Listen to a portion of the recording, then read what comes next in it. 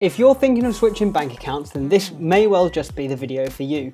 And with so many bank accounts to choose from, with various different incentives and reasons to choose them, which one is the best? How do we choose? Well, I've been with Nationwide for a while and I think that it is a great bank, and I'm going to explain my reasons why, and included at the end will be a little secret tip or a reason why I'm not changing my bank account for now, and so make sure that you stay tuned for that. I'm not going to go through lots of different banks because that would just be me rehashing content from the Money Saving Expert and things like that, and I don't want to do that. I want to provide value and unique content. So Nationwide, in my opinion, is a great bank. So first things first, like as I said, there's loads of different incentives, but one of them being £100 for switching to Nationwide. Now they've got 3 different accounts here, which I'll show you on the screen. So in terms of the regular current accounts, they do have youth ones as well, but I'm not going to cover those ones. I've had a few different bank accounts. One of them is Flex Plus. It does charge £13 a month, but you get extra benefits for that, including travel insurance, mobile phone insurance, UK and European breakdown cover. So that gives you an added bonus. So it helps you cover some of those insurance costs, which might be cheaper. I don't know. I've not got those kind of insurances, but it's nice having that in one big package. So I got that before I went on a vacation or a holiday away for a month, and it gave me the free cover that I needed. And the £13 a month was just for that period, and then I got rid of the account after that.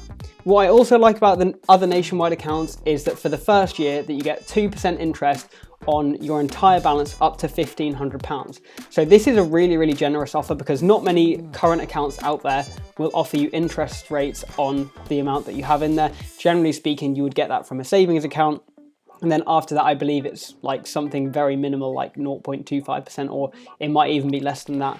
But the interest rates certainly for the first year are very, very good, as well as that £100 bonus. But they also have options for Flex Direct, which gives you interest and also an interest-free overdraft for the first 12 months. So again, one of the things with bank accounts is that it can be worth switching regularly, and moving your money around to take advantage of all these bonuses and all of these different offers.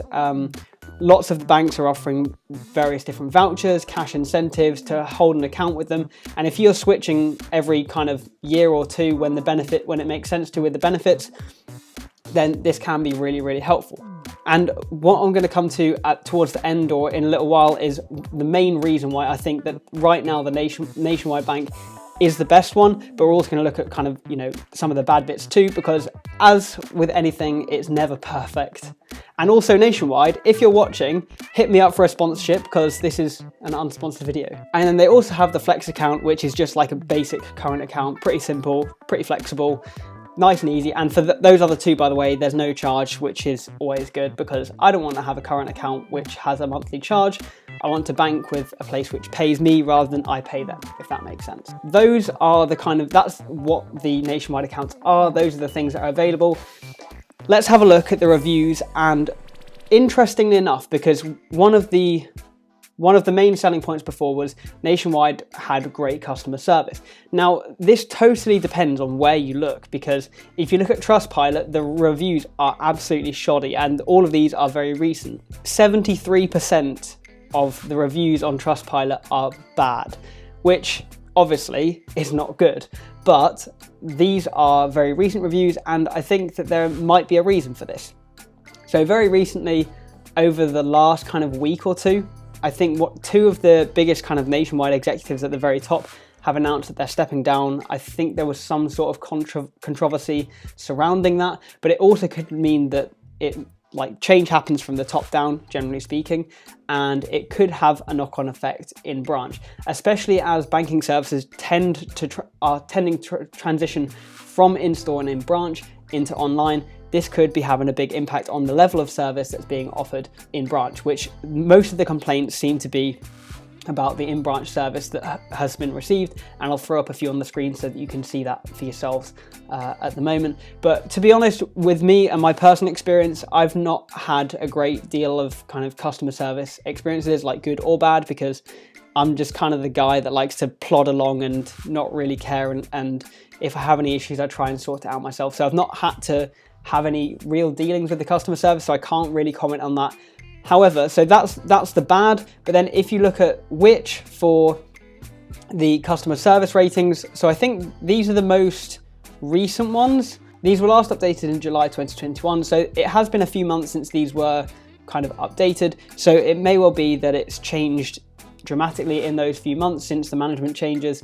But on this list, Nationwide ranks 5th with a customer score of 74%, and customer service 4 out of 5, communication 4 out of 5, transparency of change 4 out of 5, handling complaints.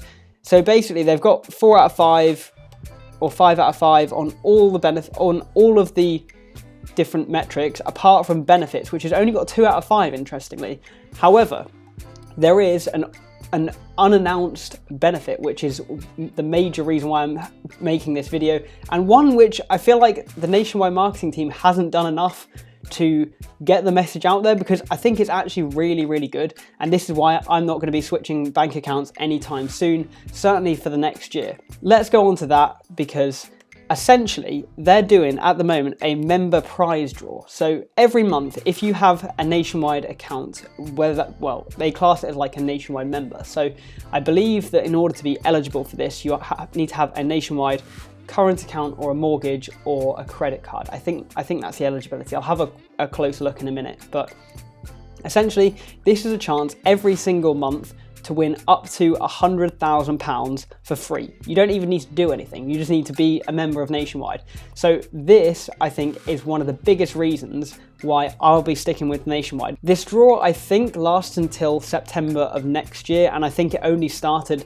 last month. So all you need to do is to be a Nationwide member at the end of each month. So if you're a member on the last working day of each month, then you will be entered into this prize draw. You don't need to do anything. All you need to do is be a member. The prize pool here is what you can see. So you got one prize of £100,000, 2 prizes of £25,000, 5 prizes of £10,000, and 8,000 prizes of £100. So all in all, that's a pretty good chance of winning, I would say. And with like the free chance every single month to win £100 or even up to £100,000, I think it's a no-brainer. And I don't know, like I've not really seen this advertised hugely widely. I think I saw it on like an Express article or something, which I'll have a look at in a minute. But I would think that if this was like I think this is one of the biggest advantages of having a Nationwide account, because as far as I'm aware, no other banks or building societies are doing this apart from the premium bonds, which I'll come to in a minute and how it compares to that. But it's like a huge marketing perk of having an account with Nationwide, which is why I think the 2 out of 5 rating on benefits is a little harsh on the Which survey. But yeah, it says you'll automatically be entered if you're a Nationwide member with a mortgage, personal savings or current account, 18 or over, and a resident in England, Scotland or Wales. And that's nice and easy. Like, you just need to have an account pretty much to be entered. If you're eligible on the last working day of each month, you'll automatically get entered and you'll get 1 entry per month, even if it's a joint account. Prizes are drawn second Tuesday of each month, and then they'll let you know if you've won a prize. It's as simple as that. Now, what are the chances of winning, and why is this better maybe than the premium bonds? How does it stack up? On this Express article, they've already done the maths, so I don't need to do it. Happy days. It says here that 14 million members are eligible for the prize draw, meaning that the odds of winning are around 1 in 1,750. Sounds quite steep, right? In comparison, the odds of winning the premium bonds is 1 in 34,500. So the odds are almost 30 times better of winning this Nationwide draw than with the premium bonds. Now, the premium bonds is obviously, well, whether I say obviously, not everyone has heard of it, but the premium bonds, free chance every month to win $1 million, so the prize is a little bit better. But I think the Nationwide account offers this as a great incentive, but I don't know why it's not marketed. Like when you go on the current account page or on their page, it's kind of difficult to find the information unless you're actually searching for it. So Nationwide marketing team, you know, I guess you need to promo this a bit more, I reckon. But this is the main thing that I think is going to be a benefit of having a Nationwide account, as well as the kind of online banking. Even though the customer service may not be as good at the moment in store, I would imagine that when the management changes are kind of smoothened out, and maybe once that transition is made more towards online banking, and maybe there's some hold-ups due to COVID still, that the scores may well improve.